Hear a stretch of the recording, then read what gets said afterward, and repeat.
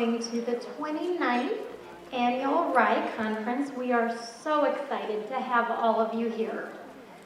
I am Rena Hajat-Carroll, CEO of Resources for Infant Educators, and this is my very first conference, so I am even more excited to be here with you this morning.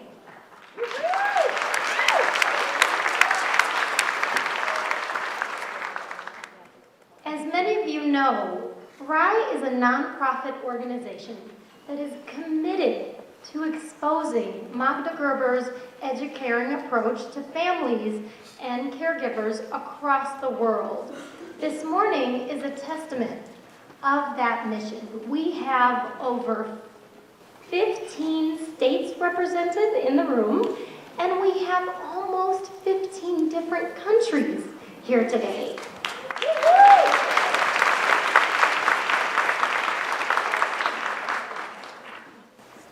It is incredible to see how this work touches people of all different walks of life, of all different races and cultures and cities and countries, all because it works. We have many people in this room that can tell you the educaring approach is a beautiful way to work with our infants and toddlers, to care for them, to show respect, and all of the various principles that make this work possible. It wouldn't be possible, though, without the 61 associates that many of you know who have been doing this work for 40 years. At this time, I would love if our 61 associates could stand so we can recognize them.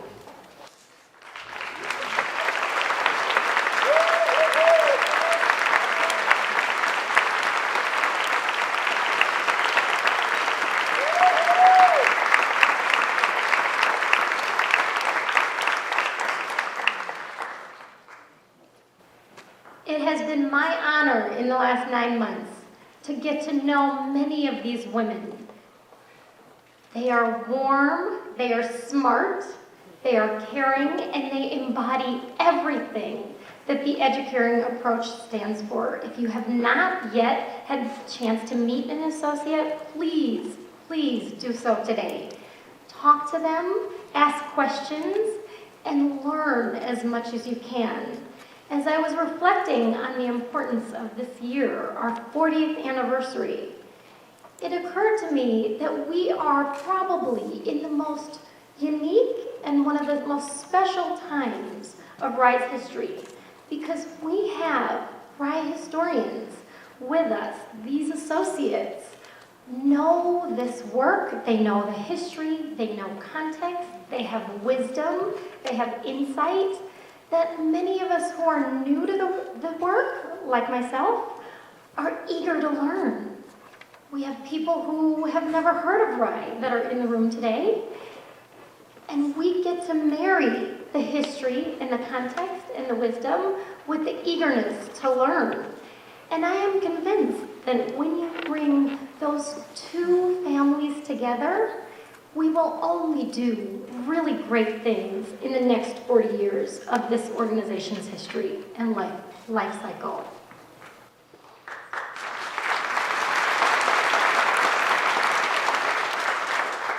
It could not be done, though, without you and your support. Thank you for making today possible.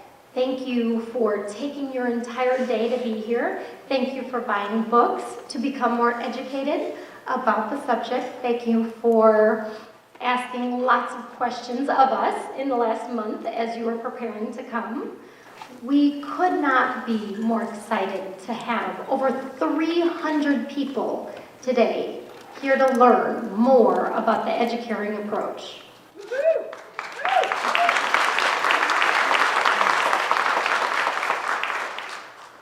The work, though, would not be possible and wouldn't be as sustainable as it is today without the hard work and the diligence of our board of directors. Running a nonprofit is not an easy thing to do, as many of you know. We have an outstanding board that is committed to phone calls and meetings and thousands of emails in a month to discuss and deliberate and figure out how we make RIE the best possible organization that it can be. So I would like to acknowledge the board of directors under the leadership of our board chair, Dave Ryan. Would like to ask the board members to please stand.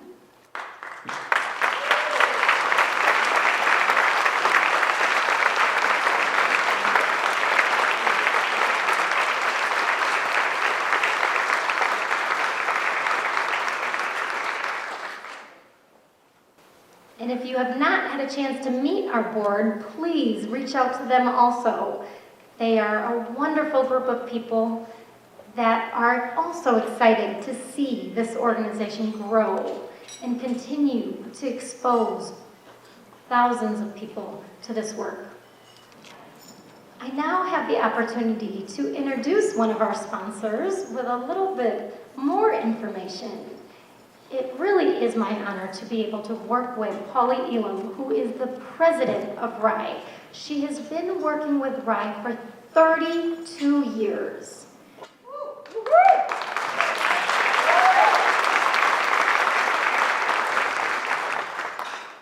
She knows every detail, every story. She has been so gracious to answer every question of mine in the last 9 months. And again, as I said, she is an associate that embodies the spirit of this work. If you've not met her, please meet her today, but I have a feeling most of you know her.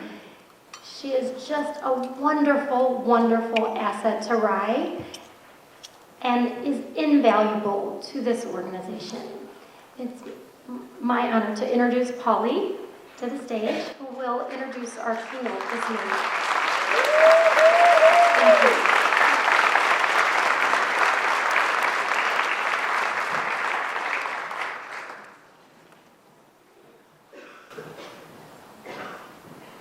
If you've been at this conference before and you've heard me, I always, almost with tears, feel so happy on this day because it feels like a big family reunion to have everybody together, and it really is a family. So welcome, and I'm so happy that you're here.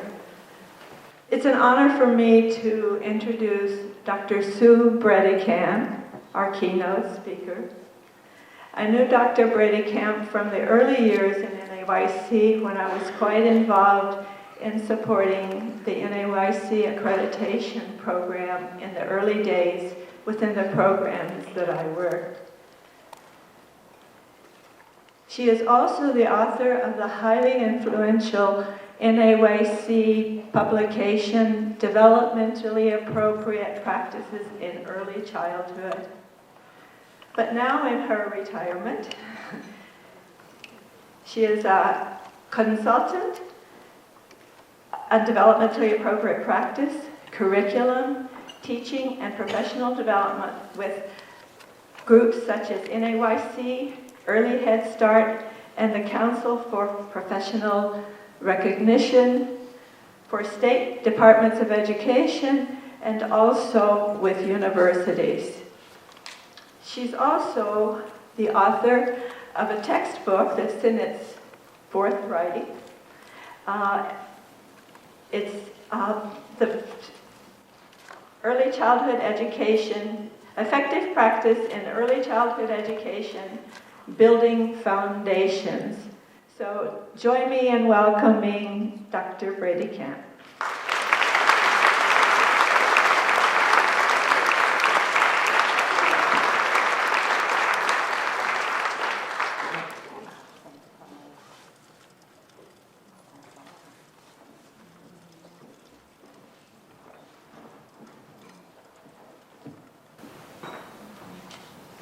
Whoops, are we on the screen?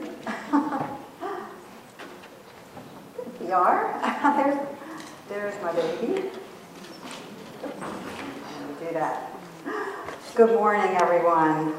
It's wonderful to be here and to see so many committed people to RIE and to the high-quality early childhood programs for our young children, babies and toddlers especially. It is truly, for me, a privilege because when I think about my own career in early childhood, I started in 1972, which is, I'm not very good at math, and so I have no idea how many years that is, but if you are, you can get an idea that my career essentially was throughout the same history as RIE. I lived RIE and knew Magda personally and learned from her personally and was incredibly honored to do so. And so to be here is just for me a serious honor and privilege. When I got the invitation, I was surprised because, frankly, I'm not an infant and toddler specialist. I'm an early childhood and child development generalist. And yet, I have learned so much over the years from this organization and from Magda, so I felt extremely privileged to be asked. In my quote-unquote retirement, as Polly called it, she said I do consulting. And actually, I have two criteria for the consulting that I do. And one is that I only go places that I want to go with people that I want to be with. And I'm here.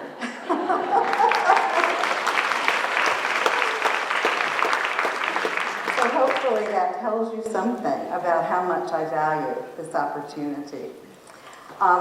It's quite remarkable for me to reflect on this history. I think at moments, I'm kind of a person who loves early childhood history, and so, it's a privilege. Last night at the reception, they showed a video that really captured the history of RIE, and for me it was a very emotional experience because I was seeing and remembering all of the kinds of experiences that have contributed to my own personal professional development and the people who have done that. And it made me overnight reflect about some things, and I remembered that in 1972, when I entered the field, where I lived in the state of Maryland, it was literally illegal to have infants and toddlers in group care settings. That gives you an idea about how things have changed in that period of time. It's really quite remarkable. So I thought I'd share a few my personal memories of Magda because I was privileged to actually know her. I think it's so interesting that every time anyone talks about Magda and remembers her, the first thing they comment on is her size, her physical size. They say things like, and she was so small, and she was a pixie. And it's quite remarkable to me because, I'm a relatively short person too. And I find that sort of strange because, we always talk, you know how we do with young children, we say, gee, you're so big, or look how you've grown, as though that were a personal accomplishment, I've never understood that. And actually, it's really important because teachers make judgments about children's competence on the basis of their height. And children are judged whether or not they are ready for school or ready to go on from kindergarten to first grade or preschool to first grade because they're tall and they'll be, they'll be able to get along or won't be beaten up by other children or what have you. So the whole thing has always come as a strange judgment criterion for me personally. I used to do many years ago, a decade ago, I did these satellite television broadcasts on early literacy and went out to like 10,000 people all over the country. And we sat at sort of a desk like you see on a television news show and broadcast the program. And then later I would go out to conferences and actually physically meet the people who had watched me on this television broadcast. And people would inevitably say to me, I thought you were taller. Again, I've always found that, we need to think about Magda not as a small person physically, but as a giant in this field. And I've always thought of her, I'm going to try to get through this without crying, believe me. So anyway, I do totally think of her as a giant because of all that she contributed and the ways in which she actually transformed our thinking, our concepts of child development, and our practice with young children. Her profound impact on the field. From my personal experience, I began working at NAEYC in 1981, and she had a profound influence on the specific projects that I worked on. As Polly mentioned, I developed the NYC accreditation system and had to direct it, which was quite a job. And RIE, and we launched it in 1984, which was when RIE was launched. So we were in parallel tracks and intersecting tracks at that moment in the history of early education. And our standard setting, what's kind of totally ironic is that the NYC accreditation standards were for programs from birth through kindergarten. And yet, we didn't know anything about infants and toddlers. I mean, let's face it, we didn't know anything about babies and toddlers at that point. And here we were setting standards for programs for them, which was, somewhat obviously arrogant. And yet we did it. We had to rely on people who did know something at that time, and there weren't that many people. Let's face it. It was a very small group of experts throughout the country, and Magda and her mentees and students were among the most important of those people. In 1987, we chose or decided to develop a position statement called Developmentally Appropriate Practice in Early Childhood Programs. We did that because as soon as we developed accreditation, we realized that everybody had a different definition of what was developmentally appropriate. We had in our accreditation standards the words developmentally appropriate sprinkled throughout. And the very first validation visit or observation visit that we did, I remember very specifically because I was in a hotel room in LA at a CAYC conference, and I got a phone call from that validator who said, these people don't know what developmentally appropriate is. And so right away we knew we had to do some defining of that. So we began to work on a position statement for developmentally appropriate practice. And then, and we did it fairly quickly. And we basically said, this is developmentally appropriate and this is developmentally inappropriate. I don't know if any of you remember that 1987 position that was it was very brief, it was very specific, here's what it is, here's what it isn't. However, we found that it was much more complex than that. And so between 1987 and 1997, we revised it significantly. And in that period of time, Magda and her expertise came into play a lot. And I'll mention that in just a second. But during those years when we were just beginning to really learn what Magda had to share with us, she would come to the NYC conferences and do sessions. And inevitably, we wouldn't have a big enough room for her. It was always that people really wanted to hear what she had to say. And so we always had to consider that in doing the planning of the conference. It was a wonderful thing. And so in addition to that, when she would walk through the halls of the NYC conference, literally people would mob her. And her people like Liz and other people had to sort of surround her and protect her and walk her along so that she would be able to go from one place to the other. And of course, she was the kind of person who would actually stop and talk to the people who really wanted to meet her and were privileged to meet her in that way. So these kinds of memories are things that I just treasure in my heart of seeing her and having the opportunity to hear her voice in person, not just on a videotape. I chose the title for this talk as Magda, Gerber, Poet and Prophet, and I had a reason for doing that. When I came into the field, I said that I started in 1972. So if you back up, it means I started college in 1968. And those of you who remember that period of time, it was sort of an interesting period of history when people, were protesting a lot of things, as they now are, and it's a very parallel period in time. And during the time I was in college, we weren't really so concerned like people are today about what you're going to do, what your career is going to be. So I majored in English. And I loved English, and it was funny. My sister talked me into that, but I didn't actually ever want to be a teacher.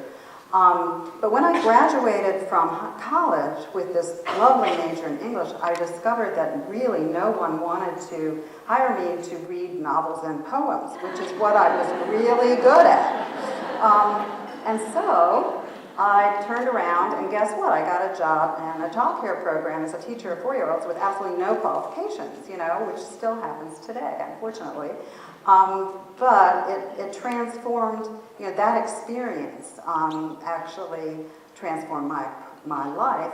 I remember vividly the first day of that career was the longest day of my life. There's no other way to say it. And as a result, I have more respect for people who work with young children on a daily basis than any other job or profession in this country. I've done it. I know how hard it is. That particular day, my assistant co-teacher and I were, we had all these plans and got through the morning, and, we turned out the lights for nap, and the ensuing chaos came as a complete surprise to us. And we had nothing. We had done, in the morning, we had gone through everything we had planned for the whole day. Because we had no idea what we would do. Nobody told you that children stayed all day. In those days, everything was nursery school. And when nursery school's over, 2.5 hours, they go home. So but they didn't go home, and they were still there. And so I went home that night, and I literally thought about not coming back the next day. I really did. But then I realized that I had a choice to do that, but all those children didn't. And part of why there was chaos in that room was that there was chaos in the turnover of teachers that they had in the program.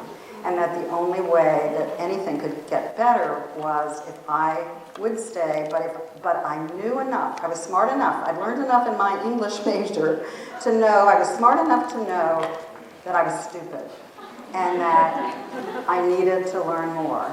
And I have been attempting to learn as much as I can every single day since then. Because I think about those children, and I think about every other child out there who's having an experience like I did with those children that first day. So my having been an English major, I learned to love poetry, and I still do. And when I was thinking, after getting this invitation, I was thinking about one of the reasons why Magda was so powerful and lasting and influence. And it's because poets create indelible images that have the power to transform the world. And Samuel Taylor Coleridge, who is of no interest to you at this moment, but was a poet, he made a statement that I think is powerful, in which he said, prose is words in the right sequence or order. Prose is words in the right order. Poetry is the right words in the right order. And just watching videos of Magda recently, rereading some of the things that she has wrote, listening in the last 24 hours to people quote her, who remember specifically things that she said. They can quote her specifically. She was a poet. Because you remember, you don't remember the prose as much as you remember the poetry, those key words. And the right words, what are some of the right words? Obviously, educare is the best example.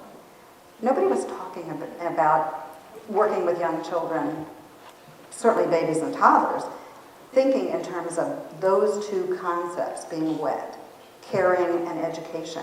At that time, NYC was struggling with nomenclature, and still is. What's the name of the field? What do we do? Who are we? Are we early childhood? Are we early care and education? They're still struggling with that. Magda had a concept in those days with a name, and that name has been adopted by other organizations in the interim, but it says so much. Excuse me.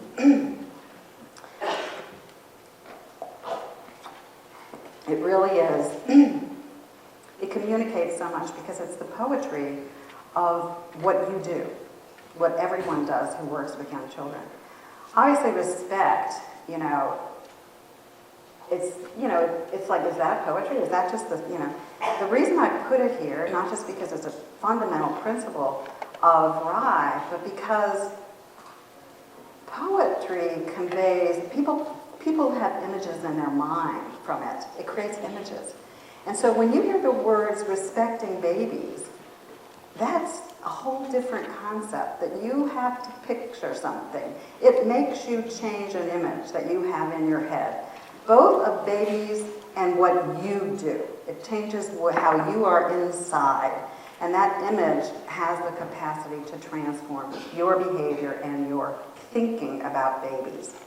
Competence and authenticity. I meant to put authenticity on this slide, and I don't know why it's not on there. It comes up later. But seeing babies as competent, again, that is a total transformation. That was a total transformation of how we viewed babies at the time. In the interim, and since then, people are accepting of that. People have come to see that, and you see research every day on the competence of babies, but you didn't see it then. Magda learned it not from doing all this, qualitative research, but from observing and knowing babies. That's how she learned about the competence of babies, and that's how she taught about the competence of babies. Having a space, having that environment where you're not constantly saying no to babies. You're not constantly saying, don't touch, don't do that. Having them in at least one area where they can explore totally on their own in a free play way without all the no's and all the safety issues that we are concerned about, and were concerned about then certainly, but are even more concerned about today in our environments where we live in this litigious society. We're all very, very worried about that. But thinking about an environment as one where the word no doesn't actually need to exist. The word is yes in the minds of babies. And these are the images that really stick in my head. I could never, ever get these images out of my head. The baby walkers and the exercisers and all of those pieces of equipment which Magda called instruments of torture or prisons for babies or what have you. And when I see anything like that today where the babies are in the jump swings and all of that, it's just, it is the image that won't get out of my mind because it's poetry. Poetry has good and bad. It communicates images of positivity and negativity. And it did that and continues to do that for me, and it totally transformed how I viewed those pieces of equipment, those instruments of torture. So, Magda as prophet. She was certainly a poet, but actually she was more a prophet. And her poetry became the prophecies that she contributed to for the field. And it's very interesting because in a lot of ways, prophets are not honored in their own time. It's later that you kind of reflect back and you realize, whoa, wasn't that prescient? Look at 40 years ago, look at 50 years ago, what this person was saying, and look at what we know now, and look at how that person prophesied literally what we needed to know and do. And it's truly hard to remember how revolutionary Magda's ideas were at the time. Unless you have lived this history like most of these associates in this room, you have no idea how people viewed babies and how people thought of the competence of infants that many years ago. You really don't. It was revolutionary, and still is in many ways. Many of her ideas and principles are revolutionary, and they've become more so for a variety of reasons when you go into the stores or you read online, teach your baby to read, or how to have a brilliant baby or what have you. Her ideas are still revolutionary in that way because they reject that sort of thing. But respect for babies, the whole concept of respecting babies as human beings, in a way. And seeing them, not as just miniatures, which is how through history we have seen babies, but to see them as human beings who have the rights and honor that you give to any human being, it was truly revolutionary at the time and continues to be. Magda's teaching had a significant impact on the field of early childhood education, and I'll talk about that, particularly the ways it impacted my work, the work of NYC, and I think the larger field as well.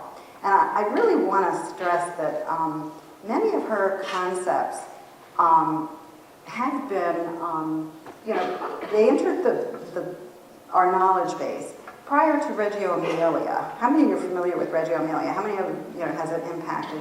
Reggio Emilia had a significant impact on this field, the country, the world, and it has some of the similar concepts, very similar concepts, particularly the rights of the child, the competence of the image of the child, the competence of children. All of these are concepts that are part of Reggio Emilia that have been adopted. But Reggio Emilia was really not introduced into the United States until 1991 or 92. And so RIE was before that. RIE was 1984, and Magda was certainly before that in introducing. So I think it's, when I think about the fact that, these ideas were the ideas come from knowing babies and children, and that's where Reggio's ideas came from too. They came from the study of children, and yet, they are parallel in terms of their impact, and yet Reggio has had a larger impact, and it does address the full range of age groups. But it's important to remember that, RIE was there first in some ways with these same ideas, and Magda was as well, obviously. So it didn't only impact the field in the past, but it's remarkably relevant and almost urgent today, given the stress in children's lives and the new knowledge that we have from brain research. So what I want to really stress is that we're not here just to celebrate a legacy. We're not just here to talk about the past 40 years and what was accomplished all these years. We're here to talk about what we know today, how Magda's work and how your work is remarkably relevant and urgent in the lives of children and necessary because of the lives that children are leading today and because of what we now know from new knowledge. So I'll start with the impact on the early childhood field. When I mentioned that we revised the NYC Developmentally Appropriate Practice Statement between 1987 and 1997, I went back and I pulled out the 97 edition before I came out here, and it has a list of acknowledgments because lots of groups and lots of individuals, we had to listen to people yell at us about how wrong we were and cry in our offices, and it was a very painful process and a necessary one. And what it meant, I was talking with some people last night about it, what was really important about it was a learning process. You have to hear different perspectives, diverse perspectives, in order to learn. And we had dialogues and conversations and strong critiques from the National Black Child Development Institute and the Early Childhood Special Interest Forum from NABE and National Association of Bilingual Education, and a lot of the early childhood special educators and the 0 to 3 people.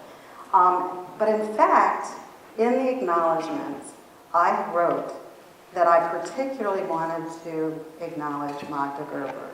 And it was interesting to me, I remembered, of course, that she had this impact on it, but I was excited to see that I felt good about myself, that I had actually specifically acknowledged her contribution because it was so genuine and real. And fundamentally, what it contributed to the larger field was the experience to experience the world from the child's point of view. Now, last night we were talking about this brilliant video that was made, Seeing Infants with New Eyes, that had a tremendous impact on me personally and professionally. But that video was talking about the adults seeing infants with the new eyes, and you are. It's a transactional process. You are seeing the infant with new eyes, but what are those eyes telling you? They're telling you to see the world from the child's point of view. And all of what you do really is doing that to a large extent, and that was a shift for us. And it's a shift today because people are still focusing on what they're doing with babies, not what the baby is doing.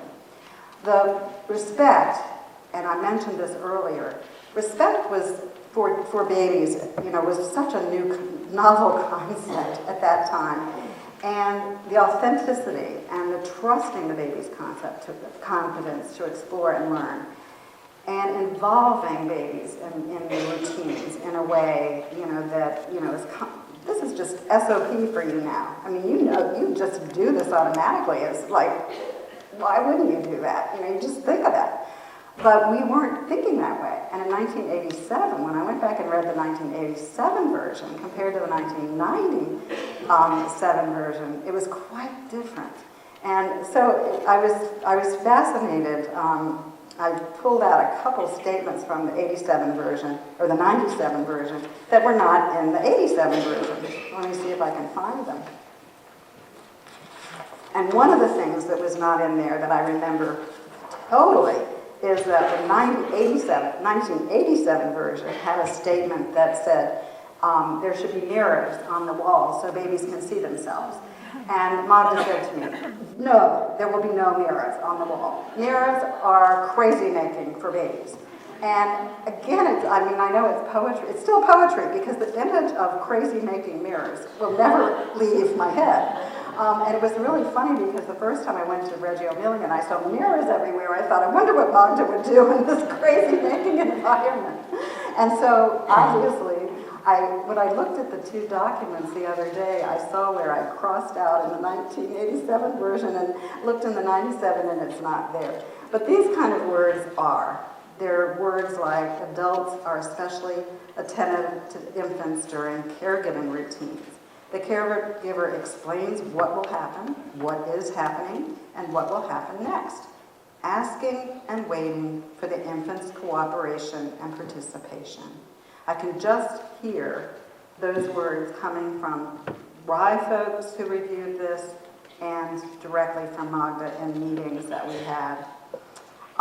Adults ensure that every infant receives nurturing, responsive care. That's not particularly unusual. But then when I go down to the next statement, adults show their respect for infants' play by observing the child's activity, commenting on it, and providing a safe environment. The quietly supportive adult encourages the child's active engagement. So that observation and listening, the quietly supportive adult, is really quite different from when I look back at the 1987 version where that adult was really talking a lot and was really moving babies around a lot and was really, much more active, much more of an active role in the life of babies. Although there is a significantly active role that needs to be played, and I think you all know that. So those are some of the ways that I think that Magda impacted our standard setting, if you will, our concepts of what best practices are, because those statements of developmentally appropriate practice are statements of what we think best practice is. But today, we have a huge body of knowledge on the science of child development. Researchers have literally studied this in ways that we weren't able to do 40 years ago with, neuroscience and all of various kinds of strategies and technology that we have. And the Harvard University Center on the Developing Child has been a real leader in this and has amazing resources for all of us about it. And these are the sort of the fundamental principles that they have derived from this research on the science of child development.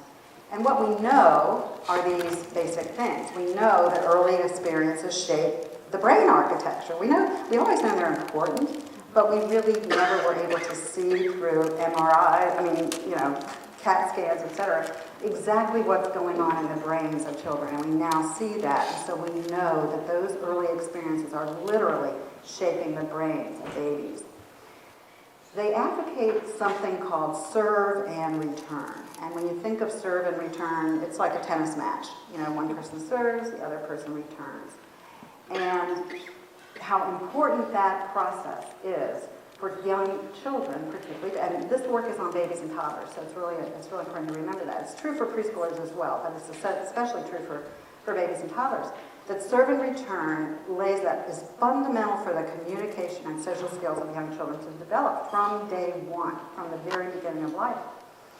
But the thing that's interesting about serve and return that is different from the way people tend to interpret it is that who's the server? It's the baby. All the last years we've been thinking, yeah, the serve and return, we need to initiate with the baby. But the way the neuroscientists and the scientists at Harvard have interpreted it is that it's the adult who is the receiver of the serve. And they need to interpret the serve, respond to it, get in position, is it backhand, is it forehand, move around in the right way, and then return the serve that the baby has initiated. And to keep that serve, keep it going, keep it in play, keep the ball in play. But then, what's interesting is, when the baby's done, they stop. So it isn't that the adult is done, it's that they read the baby's cue and stops the interaction, stops the game, if you will, when the baby's ready to go on, when the baby's done with it. So that serve and return experience is so essential for later development. And they also have found executive function and self-regulation are things that absolutely predict success in life, school and life. These two concepts are what are called domain general processes. We tend to think of domain-specific processes, like what is happening in social, emotional, physical, cognitive development. We tend to think of these as little silo boxes. These are domain general processes that cut across developmental domains, and that because they have these broad implications and they are essential for success in school and life. I'll mention a little bit more about them in a minute.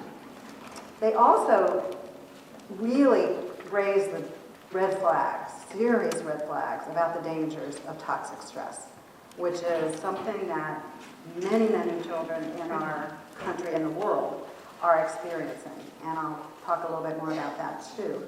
But it's essential that we understand the dangers of toxic stress and that we respond to them appropriately, because resilience can be built in children. It's not inevitable, but it can be built in children. All of these things, I've got them in little bullets, but just like the domain general processes cut across everything, all these things are connected. And if you look carefully, all these things are connected to RIE philosophy. I think that's a really important thing for you to see, an implication for you to see. So one of the things that has really been useful from the Harvard Center that we now understand is the stress response system that is in young children. It's in human beings, basically, but it's particularly important in young children. There are 3 levels of stress, and in the response to stress, it's important because our bodies literally respond physically to stress. The first level of stress is positive stress. It's the kind of brief, everyday stress that we have, like getting up to do a keynote speech is stressful, let me tell you. It wakes you up in the night like I should think about this or whatever. And that's, hopefully that was positive. Hopefully I managed, to cope with it. Because I have learned coping skills over the time I've been doing this kind of thing.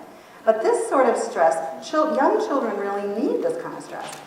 This is the kind of stress they feel, when they go to the doctor and get a shot. If you move, if a new baby is born, they have to experience that kind of stress because without it, they don't learn the coping skills that they need as adults, as human beings. They need that kind of experience, that sort of risk challenge. Somebody was saying that there's a risk session here at the conference. They need that. They need to learn those coping skills. So that's positive stress. we can't put children in a bubble. We can't, and that was another concept that Magda had, they need to experience the world. Then there's a level of tolerable stress. And this is more severe kinds of stress, and it's more lasting. And these are the kinds of stresses that occur if there's a chronic illness, if a parent is sick, for example, if there's a divorce potentially, if there's a natural disaster. I've been thinking about the stress that young children who's in the fires, in Northern California. That is really serious stress. But it can be tolerable under particular conditions, and that is when it's buffered by supportive relationships with adults, when the adults are there for them and they have safe places.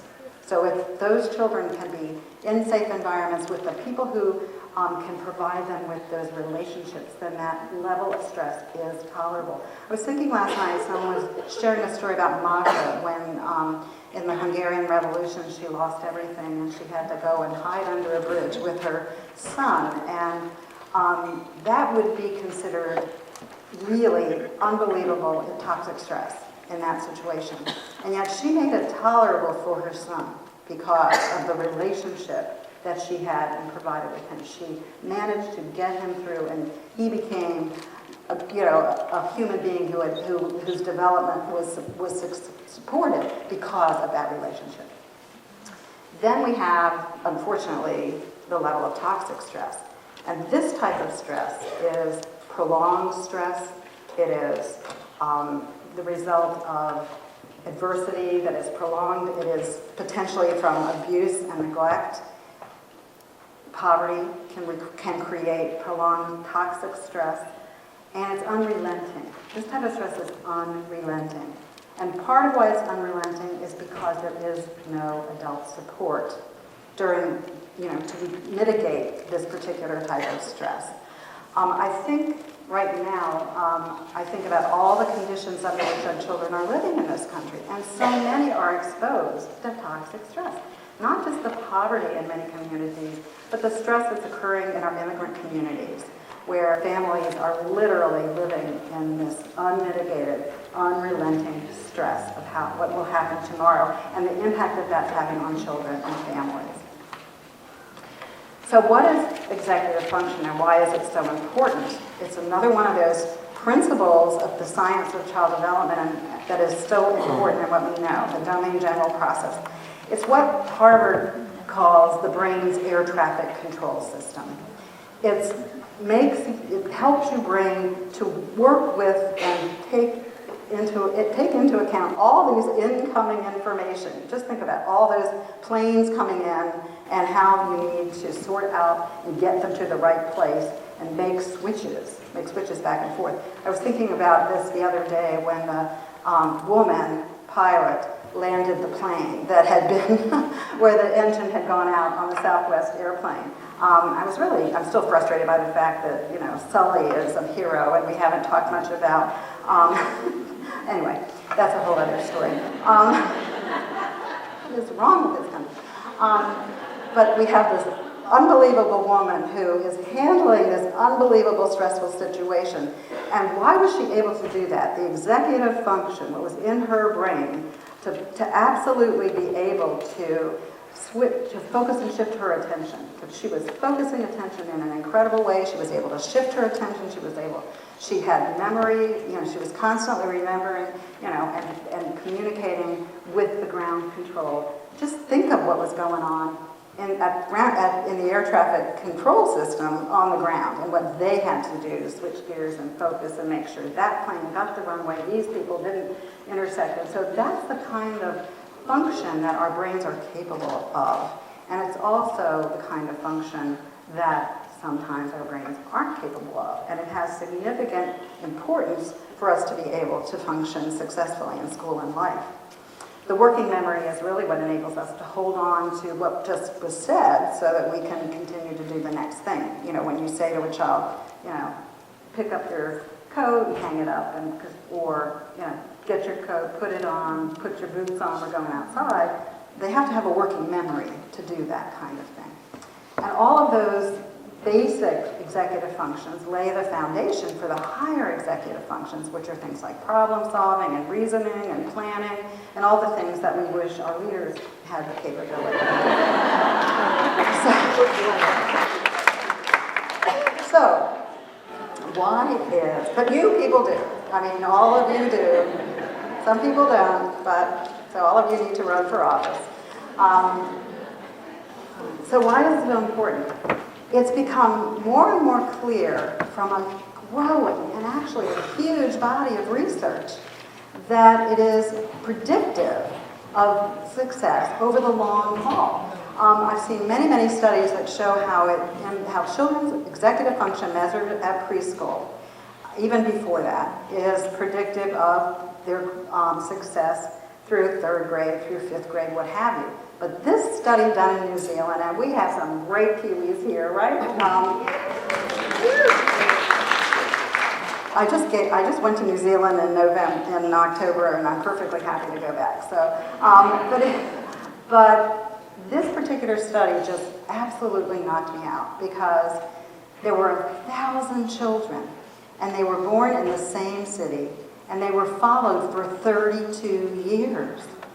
And you can go online, Google this study. It's so easy to just put Moffitt executive, just put this in. The children who, at 32 years earlier, had been measured to be less persistent, more impulsive, have poor attention regulation. In other words, they had poor levels of executive function and self-regulation. They called it self-control. I'm not crazy about that word because it implies a narrower definition. But those children, 32 years later, had worse health, they earned less, they had committed more crimes as adults than those who had more executive function and self-regulation skills as young children. And that was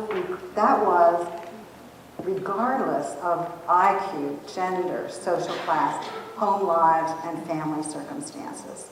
So this is a way, even a small improvement in executive function and self-regulation abilities could yield large improvements in health, wealth, and crime rates in any nation. That's why it's so important, and that's why we're here. That's why it matters. That's why what you do is so critically important, because what I said earlier is that, well, I'll get back to what I said earlier, because I want to tell you a story. This is Tanner's story.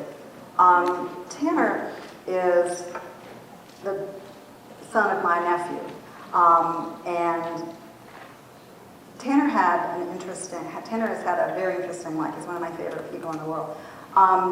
His mother was and is a heroin addict, and so he had a challenge from the beginning.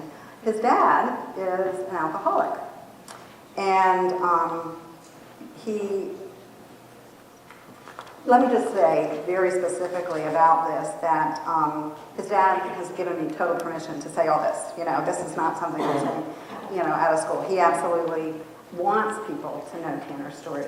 So he was actually honored, that I would tell it to people like you. So his mom, from the moment that Tanner was born, it was so painful to watch his mom with him. I'm sure all of you would have found it extremely painful. She could not attach to him. They were clearly not attaching.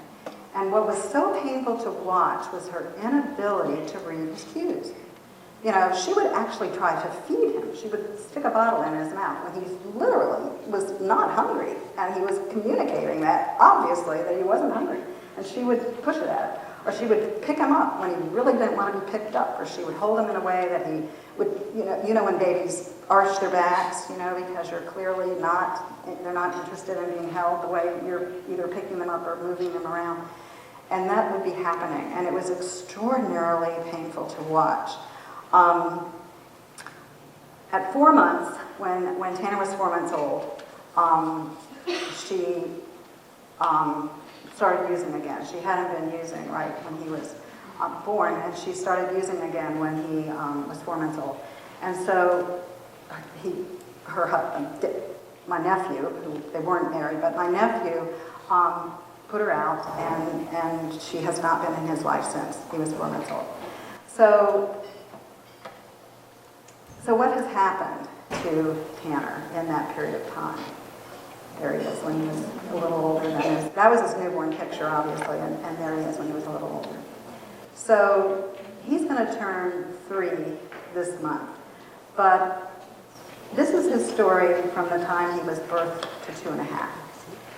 First of all, he was extraordinarily lucky. We all were extraordinarily lucky that he was born healthy. He was not prenatally exposed. Fortunately, she did not use during her pregnancy. Also, for my nephew's sake, he was a good baby. He was a good baby. He was the kind of baby. He wasn't ill like a baby who'd been prenatally exposed. He just seemed always happy. He was a baby that people responded to. Not every baby's like that. And he had that and still has it. People respond to him automatically. He seems always happy. I said that my nephew is an alcoholic, but he has been in recovery for 17 years. The last thing he would ever do is take a drink. And yet he will tell you that he is an alcoholic. And so that was the potential for a seriously challenging life for Tanner, to have 2 addicted parents, but he did not. That was a toxic stress situation, but he did not have 2. He had 1. So he had the unconditional love of his dad and a large extended family. He has 2 older siblings who adore him. He has grandparents. He has me. I mean, what else could you want? My husband, he has just a huge extended family who absolutely adore him. He has uncountable serve and return interactions with these people. He has high quality child care. From the moment his mother left at 4 months of age, I stepped in and I found an NAYC accredited program for him, and by the grace of God, they only served 6 infants, and there was an opening for an infant, which was a miracle. I felt like 40 years of working for NAYC was worth that one day of my life. When that opening was there for him, because that center, that child care, we call it a school. Tanner's school has made so much of a difference in his life. He has had consistent teachers. It's high quality, and it is a federally funded, government-supported site. It's in the archives building. You know what that means, Polly, when you have that additional support to have high quality, and the teachers in the school have better salaries, etc., and they stay. He has teachers who stay. He has friends there. He has friends that he's had since he was 4 months old. Edward, Nicholas, Noah, and he has a new girlfriend, Harmony. So he runs into his school. He is delighted to go to his school every day. And they're engaging and interesting learning opportunities for him at school and at home every day. So, what's happened here? Tanner's resilience. Remember I said the science of child development teaches us that resilience can be supported for children. He does have and did have a personality that was adapted to adversity, which was really useful. When children don't have that personality, it makes it more difficult but not impossible. But he also had that, along with that personality, he had his caring relationships that are absolutely fundamental. And those supportive relationships are especially necessary for those children who don't have that personality that's adaptive, because they are the harder children to love, let's be honest. They are the hardest children in your classes. And so they are the ones who need more love and more respect. And it's a lot easier with those ones like Tanner. And I fully understand that, and I appreciate it. He had and has, from his child care program, from his situation at home, partly because his dad is a single dad, etc., a sense of efficacy and perceived control that he has developed, and that's a RIE philosophy principle, and that's built his resilience, and I see it every time I interact with him. And he has had many opportunities to strengthen his adaptive skills and his self-regulatory capacities. again, those opportunities to function independently, to play on your own. He can play for extended periods of time with all kinds of things. Obviously, toys now, but certainly household objects, etc., when he was younger, and that's a RIE philosophy principle. And then another thing that certainly builds resilience is connections to faith and hope and cultural traditions. And I think that's a really critical element of our capacity to make sure that children's culture and language and families are supported. And that is essential to building their resilience. And if we don't recognize that, particularly for children who are in these situations of toxic stress, then resilience will not be built and will be at risk. That's Tanner today. You can see that he is thriving. He thrives in all kinds of ways. And we're very, very lucky that all of that is true. And I wish, my wish for all the children who now, are in these toxic stress situations, like Tanner was potentially in when he was born and at 4 months of age, could have the kinds of experiences he has had to build the resilience that he has and to be like this at 2.5 years old. So, where I want to end is by sharing with you a poem. I started out about poetry, so as an English major and as someone who wants to go back and revisit, the whole notion of poetry, I want to share a poem with you that was written by a good friend of mine, Susan Anderson. She is an early childhood educator from Iowa, and she wrote this poem in 1993, and I've treasured it ever since. And it's called Kindred Spirits. Learning is about relationships, most of which are formed while we make discoveries. And no one celebrates discoveries quite like those who know the child within, and in others, visualize the possibilities with which we all began. This vision makes us kindred spirits, the kind who find high rewards in hugs, put dandelions in water, sing happy birthday many times a year, today, use compassion with dead goldfish, take 20 children to the zoo and return with the same number, guard family secrets and overheard conversations, accept innocent rudeness, recycle everything, and believe in serendipity. These kindred spirits have liberty daily to laugh and cry, sit on the floor, paint and swing, hold hands, and look into faces that reflect life. Sometimes the power of the job is frightening. Sometimes the trust bestowed upon us to care for humanity's child sinks in. Then we pause to watch even more closely, knowing that the future of this planet sits precariously in the laps and arms of kindred spirits all around the earth, with gentle beings who love learning and children and live with a passion for something every day. What do these spirits manifest for the future? Compassion, joy, appreciation, respect, curiosity, love, honesty, creativity, and appreciation of life through someone else's eyes.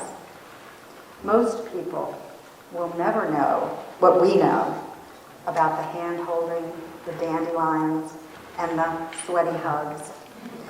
It's their loss, and it's what makes us kindred spirits.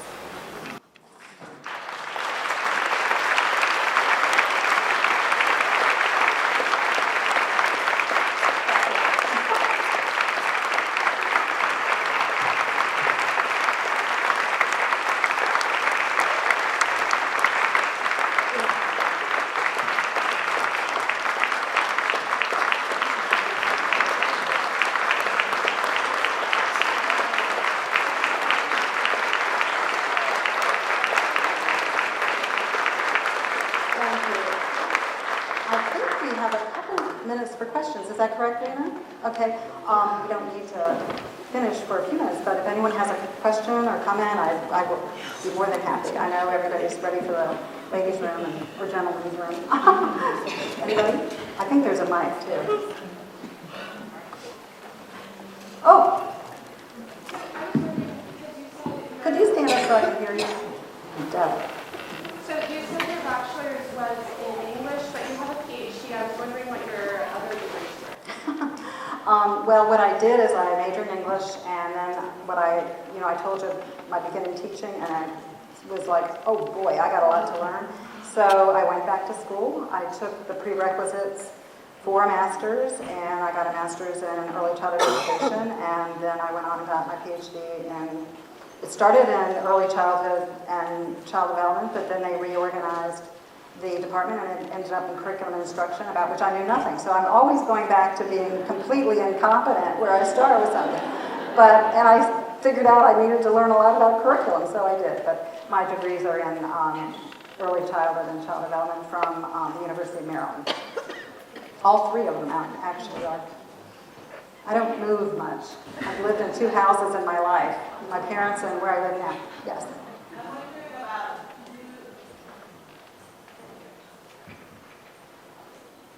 Who supported Tanner's father in the beginning of his journey without Tanner's mother? Who supported Tanner's dad? Emotionally, yeah. He had an army, if you will, or he had a huge network of support. His mother, who is my sister-in-law, my husband's sister, has been a rock for him. And I'll be honest, his childcare program, she will be there, if he has a day he has to travel or whatever, she's there to take him to school and pick him up and all of that and spend the night. But he has a sister who's in high school, and she was amazing. She was 15 when this all happened. She shared time with both her mother and her dad. Her mother, who is my nephew's ex-husband, has been there for him. Tanner goes and spends the night at the ex-wife's house. I mean, it's that kind of a family, you need that extended family. Frankly, my husband and I, supporting him with childcare, has been important. But just having, siblings and grandparents and aunts and all of that has been what's helped him, and he will tell you, he needed all that. Any other? Yes. Hi. I have a question for the crowd. Would you guys join me in singing Happy Birthday to Sue? Happy birthday to you. Happy birthday to you. Happy birthday, dear Sue. Happy birthday to you.